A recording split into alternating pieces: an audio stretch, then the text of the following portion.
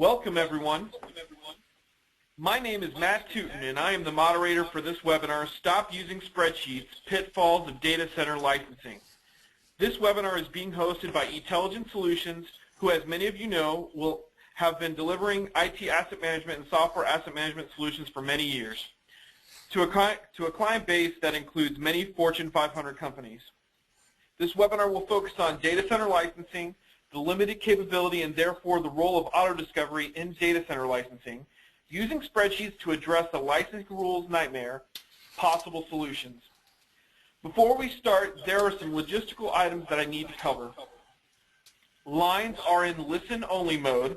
We will have a short Q&A session at the end of the presentation. If you have any questions as we progress throughout the presentation, please use the question panel at the bottom of your toolbar. We will attempt to get these answered in the webinar session, but if we do not have time, then we will answer them by email to your registration email address. The presentation can be made available to you in PDF format if you contact us at advice@intelligentsolutions.com. This also goes for any further questions that you may have. The contact details are repeated on the last slide of the presentation. As I mentioned previously today, we have ESI only presenting today. Brett Hasselbaugh, CEO and founder of Intelligent Solutions, is one of few thought leaders in software asset management. Brett will expand on different pain points and challenges in the data center in regards to licensing. We will also discuss potential solutions to these areas of frustration. With that, I would now hand over the presentation to Brett to start the presentation. Thank you, Brett. All right, thanks, Matt. Welcome, everyone. As Matt mentioned, today we're going to talk about data center licensing, which we find to be quite a popular topic. And the habit of using, or the tactic of using spreadsheets to try to solve some of the licensing challenges there. We'll talk about some of the limitations there. Just briefly, we're going to, just do a little bit of dive into the, the concept, or what you do in data center licensing. This concept that I still hear people talking about, which is auto discovery, its role in the data center and why it's not the complete answer, and why it's not the total answer. The use of spreadsheets, our answer to the use of spreadsheets that we call the data center license analyzer, and then I'll wrap it up after that. So most of you on the phone, if not all of you, are involved in technology, and you're aware that technology just keeps getting more and more complicated. But unless you've actually tried to work out one of these license agreements, you probably don't realize just how much harder the software is than the hardware. These license agreements are quite complicated, and a lot of times, at least I can't find rhyme or reason in the license rules as they progress from version to version or within different editions, especially for one of the publishers. That seems to be very true. And that makes it a challenge. If you can't see a pattern in how things work, it makes it very challenging to apply those rules since they differ quite a bit. And nowhere is that more prevalent than in a data center. The licensing rules in a data center are very complicated. And so anything you're doing with licensing in the data center is complicated. And so if you're looking at the data center, you need to know a lot about how you've deployed the software in order to be able to understand how many licenses you need to cover that, the way it's been deployed. You start with processors and cores, and a lot of license metrics are reliant on processors, number of processors or cores, but you need to know some more information beyond just that. What environment is it in? Is it a production server? Is it a development server? Is it in disaster recovery? For Microsoft, some of the newer editions, they're making SA more and more prevalent in the licensing restrictions. So is it covered by SA? That will tell you what you can and cannot do with the license and some of the newer Microsoft licensing. Is it part of a cluster? If it is, which part is it? Is it a virtual machine or is it a physical machine? If it's virtual, what's its physical host? Is it bundled with some other software, therefore you don't need a license for this particular instance of it? What's the processor manufacturer? And when was that processor manufactured? What date? That actually plays a part too in some of the rules. What model of server? That may play a part. Is hyper-threading on? If so, how many logical processors are available to the software? And how is it partitioned? Is it soft partitioned, hard partitioned? All those things come into play when you're trying to understand how many licenses you need, depending on whose rules you're trying to apply. So, give you some examples of this complexity. Some of the ones that we see there that are more prevalent. Let's talk about SQL Server.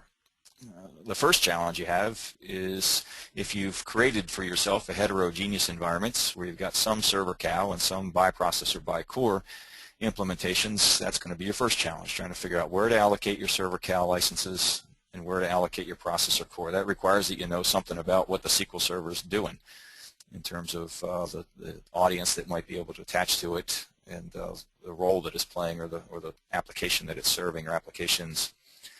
So that alone can take quite a bit of time just to figure out how you want to treat each of the deployed position or deployed instances that you found a SQL Server. But even if you were a homogeneous environment, you were all processor or by core, for instance, you still have limitations on virtualization depending on the edition, depending on the version, and as versions change, the additions some come and go, and the rules for those additions change. So every version / edition has pretty much its own set of rules that you have to know and apply to each specific instance or each specific case of SQL Server that's found in the environment. And as I mentioned in 2012, limitations on virtualization if you don't have the license covered by SA. So you have to know whether it's covered and whether SA is active on that license or not. So that's another piece of information you need. And all of these make you license the cluster if it's part of a cluster. But then some of them, what role is it playing in it? Is it an active node? Is it a passive node? That's going to change the licensing requirements. So there's quite a bit to know. And as you can see on SQL Server, there's a bit of a lookup that you have to do. You have to go back into trace. If it's a virtual machine, you have to trace back to the physical and then find out how many other virtual machines are on that physical to see if you're violating any of the license restrictions. So there's quite a challenge just to be able to automate or try to calculate or apply the licensing rules for SQL Server. And that's not all the rules. That's just some of them. If you're doing by processor for Oracle, you got a lookup to do. You've got this thing called the core factor table. And that's going to be a lookup based on processor that was discovered. Now that requires a normalization. So how Oracle spells the processor manufacturer and type in the core factor table that they publish is almost certainly does differ from how Auto Discovery spells it. And then there are multiple auto-discovered type processors that would relate to one entry in that table, so there's a normalization that has to take place before you can actually match into that table to get the core factor that you can then apply to the number of cores and figure out how many licenses you need.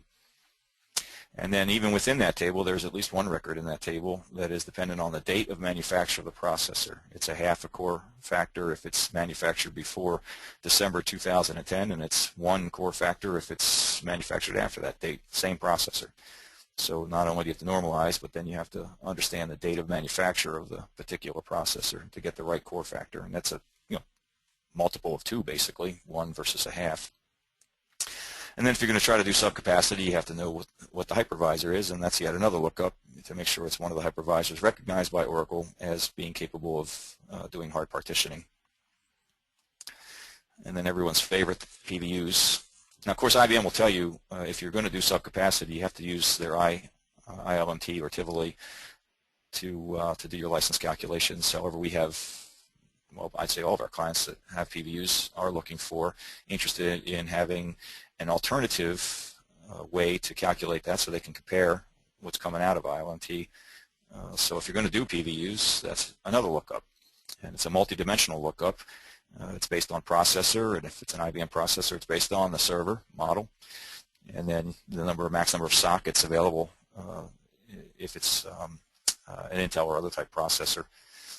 And then in addition to that, if you don't have a capped LPAR, which is IBM's terminology for hard partitioning, then they'll let you subcapacity. Oracle won't, but IBM will, but you have to use the high water mark. So you got to go back a number of days, usually it's 30.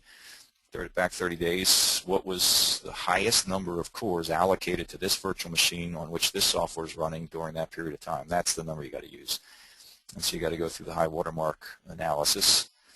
And then at the end of that, IBM will not require you to license more than the physical parameters of the box, so it behooves you to do a comparison of the sum of all the high water marks and make sure you're not exceeding the physical cores, because that's all you have to license for the physical cores. So that's an iterative pass, one final iterative pass if you're applying the PV rule.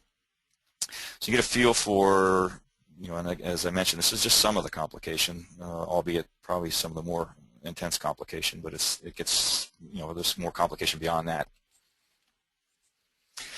So the challenge is, okay, let's say you know what you've deployed. Let's say you've got auto discovery fully. Not all clients do, but let's say you do.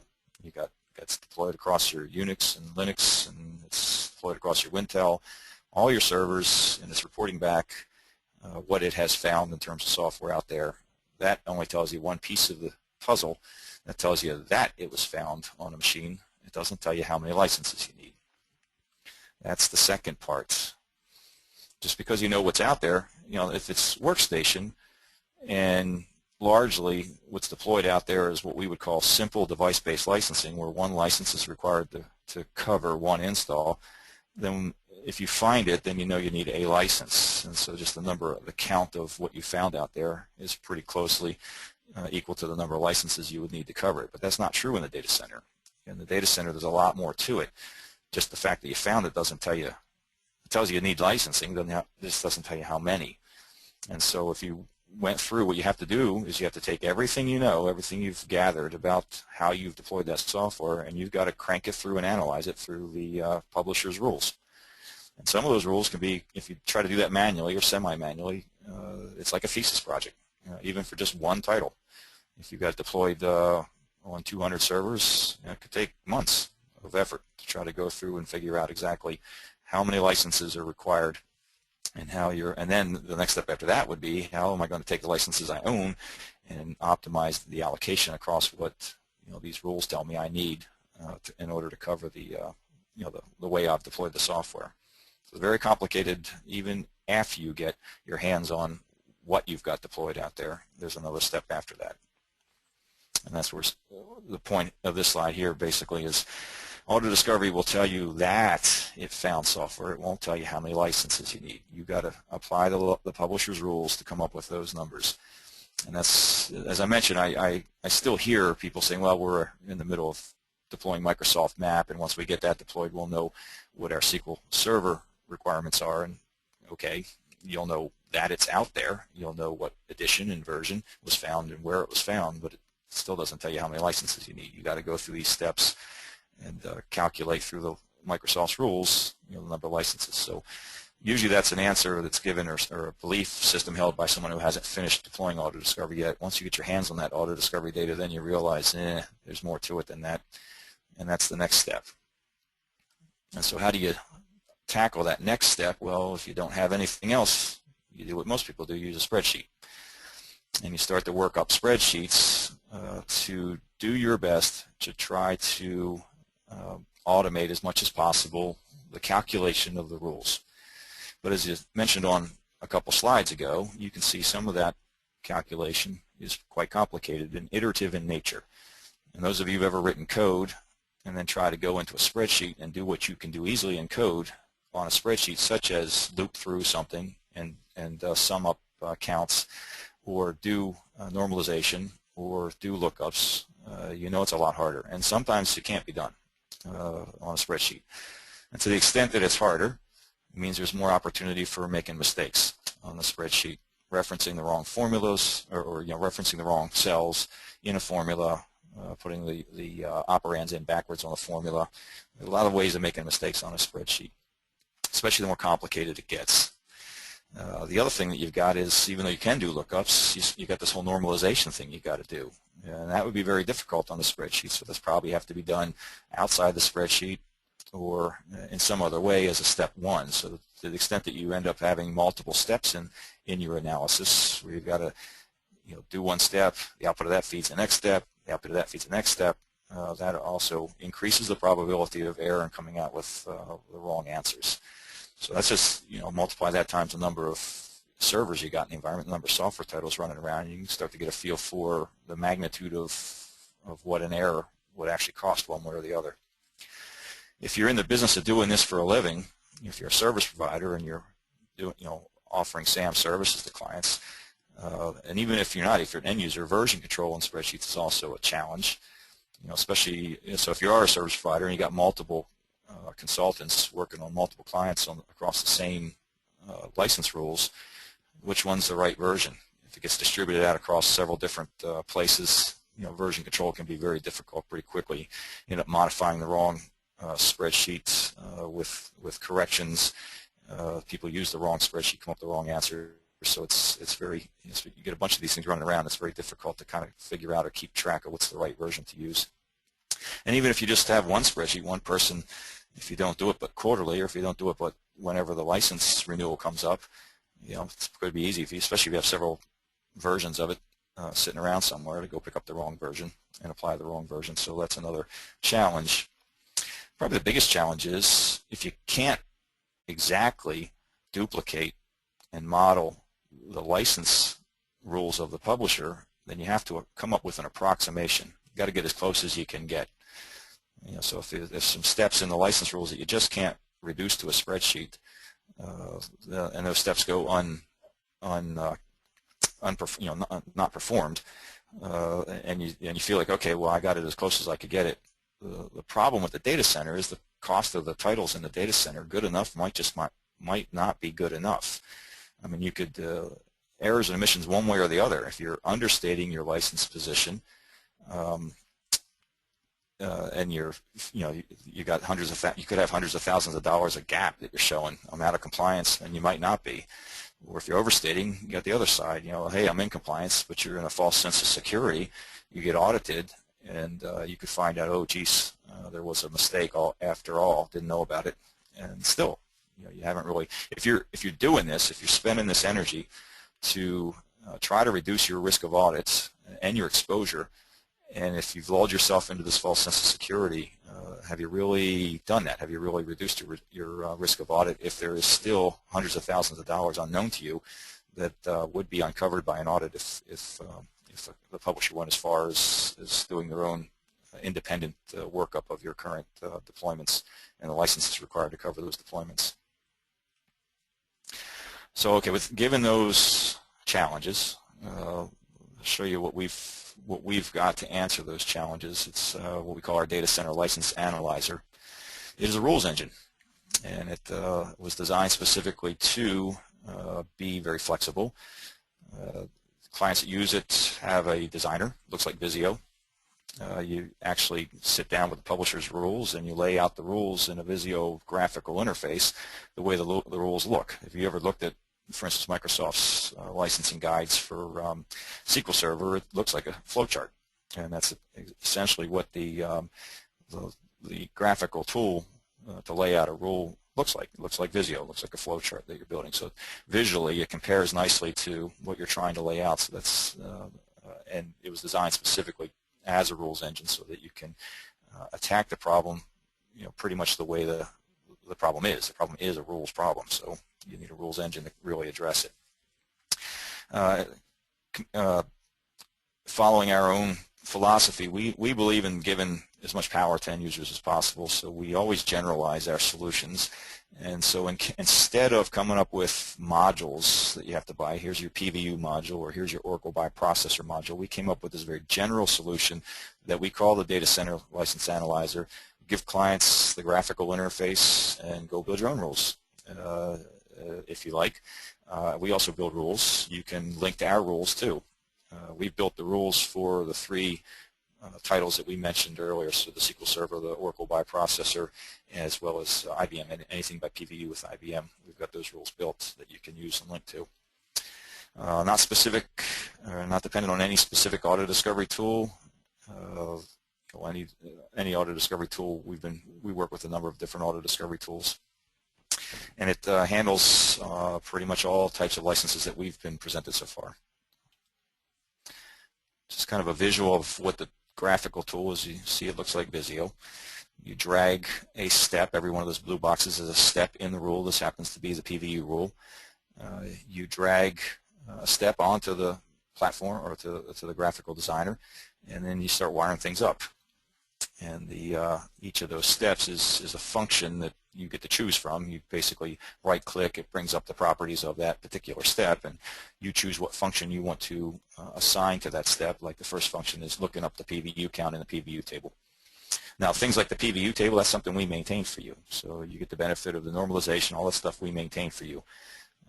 You just lay out the rules, per the publisher's rules, or any changes that may be based on your specific negotiations. So if you negotiate something a little bit different to the main rule, then we have the ability, the flexibility to accommodate that. The analysis depth, well, it depends on obviously the rule you're trying to model, but it gets into virtual machines, it gets into the physical to virtual relationship. It's aware of that.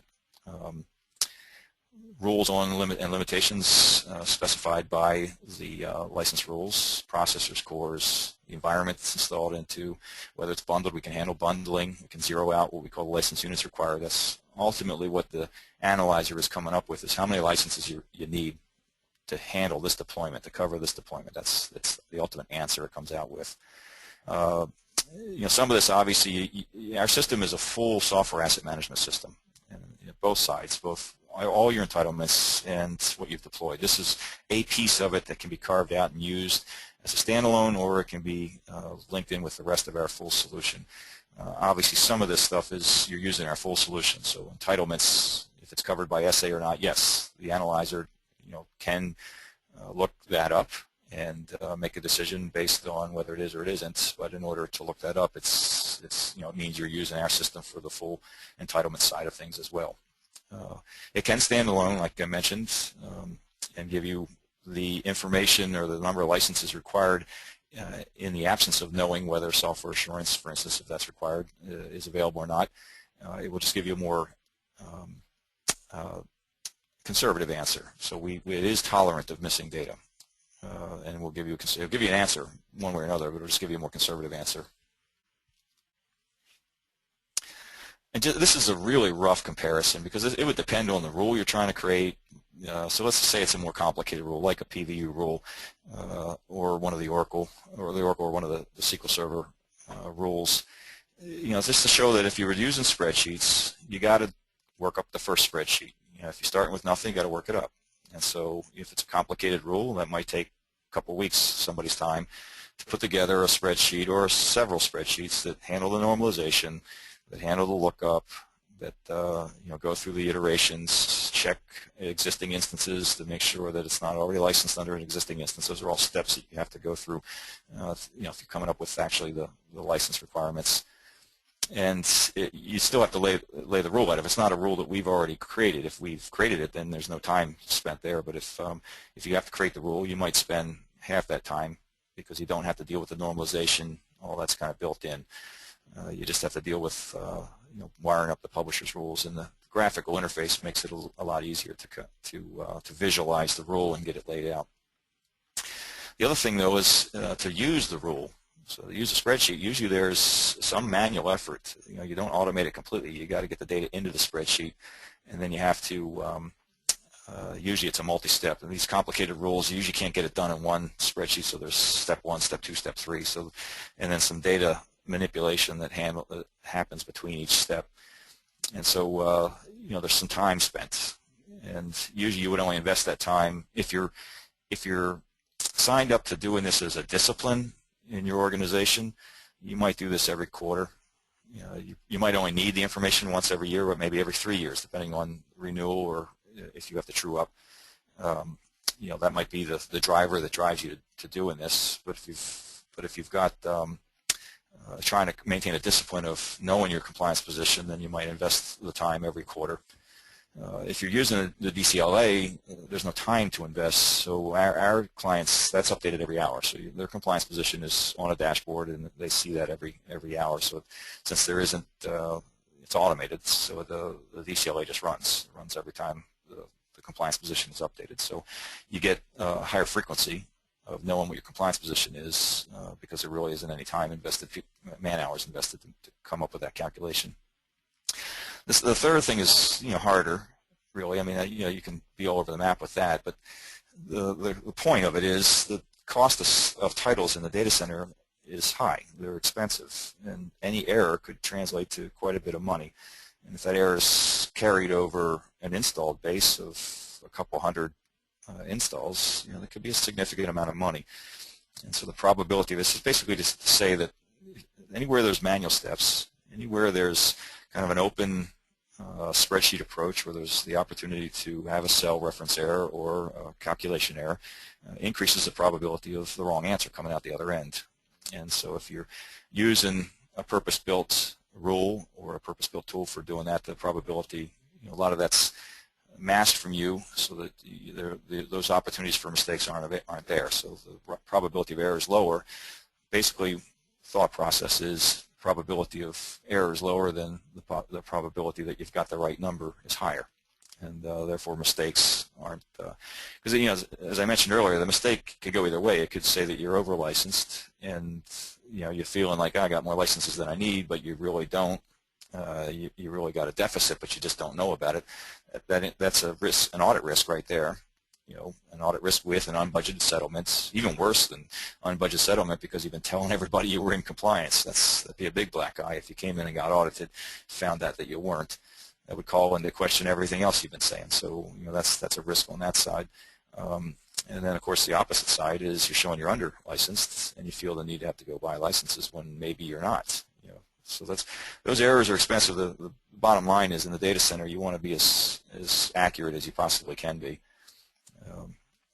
So to keep those risks as low as possible. Some of the reporting that we have available, the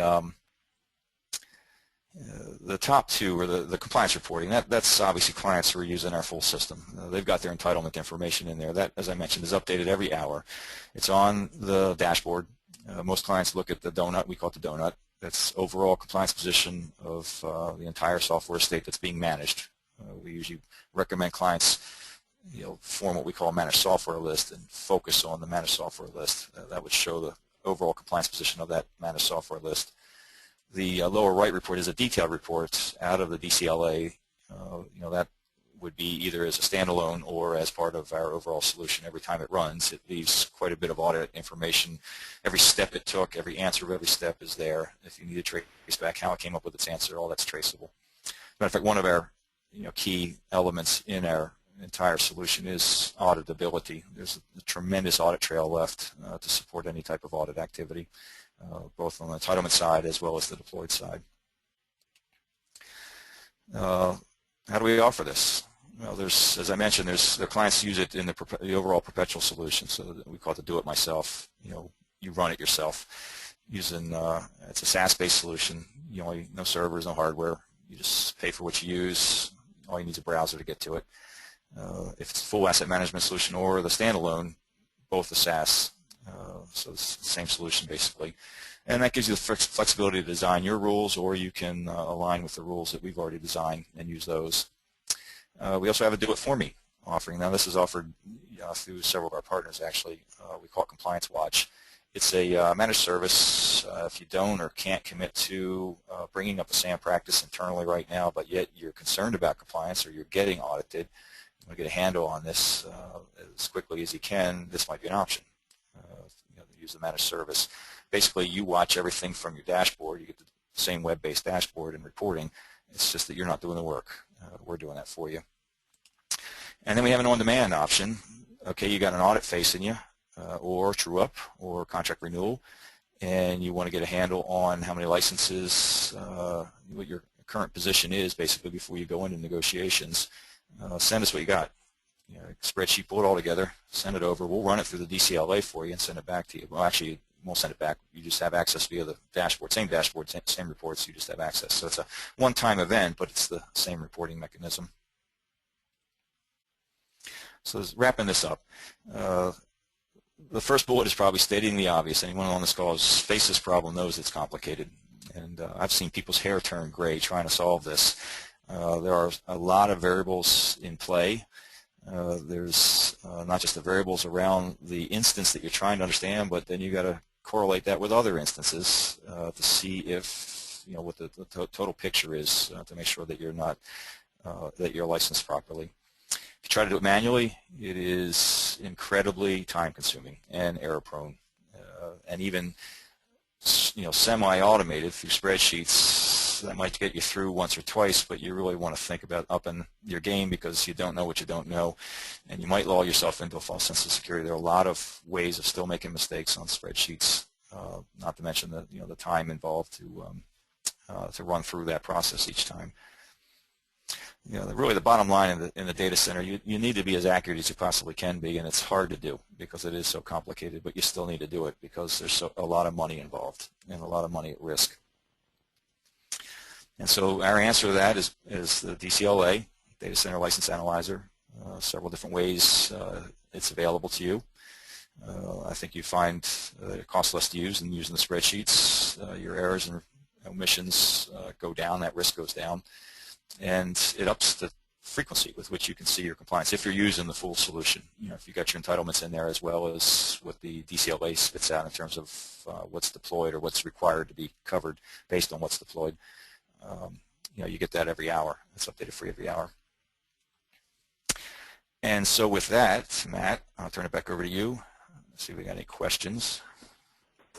All right, thanks, Brett. Looks like I have a couple questions here. You mentioned that ESI provides rules for standard licensing metrics from some publishers. Can we edit those rules ourselves if we have a unique contracted agreement with someone like IBM? Yes. So actually we have now, there's some pluses and minuses of doing that. We do have the ability to copy a rule to your specific area. And once we've done that, you can modify the rule. It actually becomes yours. So the upside is, yes, you can take that as a starting point and tailor it the way it needs to be tailored to match your contract. The downside is you've just disconnected yourself from all of our maintenance efforts. So you're on your own now. You've got to keep that rule up yourself. License changes, rules change, you got to modify that. If you stay connected to our master rule, then anything we do to update that rule, you inherit. So you don't have to, you just kind of set it and forget it kind of thing with if you're linked to the master rule. So yes, but there are advantages and disadvantages to doing that. Okay, thanks. Got a couple more here. What skills are needed to use the Data Center License Analyzer? Is it the same as a code writer? And another question that's kind of connected to it, if you can answer, does the graphical interface make the task easier, say for an Excel spreadsheet guru or someone that's really good with Excel spreadsheets? Yeah, good question. Well, as far as the skills needed, I'd say the skills are largely understanding, the ability to understand the license rules that you're trying to model. That's really the large skill you'd be looking for. Other than that, if you know how to use Visio, you'll know how to use the graphical setup. Do you have to know how to code? No. I mean, you just drag the rule onto the the rule step. It's individual steps on the rule. You drag the step onto the design platform. Right-click, bring up properties. You tell it what function you want to apply. So the function could be something like return for me the number of physical processors in the physical host of this machine. Okay, so that's the rule you apply, and then that step will go produce the number of physical processors, and then you link it up. So it's not really a coding as much as knowing how to lay out a flow chart. Really, is the skill set. Graphical, I think the graphical interface simplifies it greatly. I mean, if you're looking at something that's presented to you in that form to start with, it makes it mentally more comparable to what you're laying out to be able to look just back and forth visually to say, okay, I'm working with a spreadsheet on a flow chart, and I'm basically laying out in a style of a flow chart. It makes it easier to visually compare than trying to do that visualization in your mind as you look at something that's rules in a flow chart and trying to reduce that in your mind to looking at multiple sheets of a spreadsheet. I would find that to be more difficult. Okay. Two more questions here. What sort of support from ESI would or could a client get to write or modify rules? Yeah, so we have rules designers basically, and if you stay linked to the master rule, then that's you probably wouldn't be calling on us for support. But those same rules designers, we do make them available to clients on an as-needed basis if there are questions. Okay. And last question that we have time for. How does ESI keep the IBM, Oracle, Microsoft, SQL server rules up to date? How do you keep them current? Yeah, as I mentioned, we have the rules designers. We go through, watch changes in the PVU table. You know, if Oracle pushes out a new core factor table, we bring that in, we update it. So we do have, and again, if you're linked to our master, you get the benefit of that. If you disconnect from the master, well, for the normalization, you'll still get the benefit because the analyzer will still get the same normalization tables. It's just different steps. If you omit steps, or you'd be on your own to make sure that you're keeping up with the changes in the license rules. But we do have people that watch that. Okay. Thanks, Brett. I think that's all the time we've got for today. Any remaining questions will be answered by email to your registration email address for this webinar. You can also send questions direct to advice@etelligentsolutions.com, and the people at Etelligent will get right back to you. That concludes this webinar session, and thank you everyone for your time, especially Brett. The recording of this webinar will be posted on the etelligentsolutions.com website under the Resources tab, where you will find more webinar recordings and white papers available to you. Thank you, everyone.